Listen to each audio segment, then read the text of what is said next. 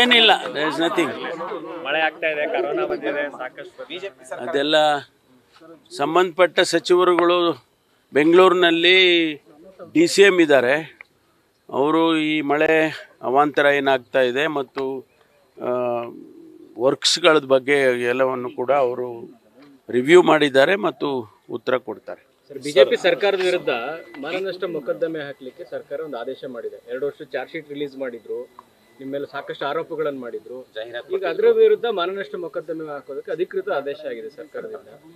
ಇದು ಸರಿಯಾ ಸರ್? ಈ ತರದ ಕಾನೂನು ಹೋರಾಟಗಳು ಪೊಲಿಟಿಕಲಿ ನೋಡೋಣ. ನಾನು ಇನ್ನೂ ಕೂಡ ಮುಖ್ಯಮಂತ್ರಿಗಳ ಜೊತೆಯಲ್ಲಿ ಮಾತಾಡ್ತೇನೆ. Sorry, I don't want to answer any questions. ಇಲ್ಲಪ್ಪ, ಇದ್ರೆ ನಾನೇ ಹೇಳ್ತೀನಲ್ರಿ. DCM ಮಾತಾಡುವಾಗ ಅವ್ರು ಹೇಳಿದ, ನಾನು ನೆನ್ನೆನೇ ಹೇಳಿದೆ, ಅವ್ರನ್ನೇ ಕೇಳಿಯಪ್ಪ ಅಂತ ನಾನು ಹೇಳಿಲ್ವಾ?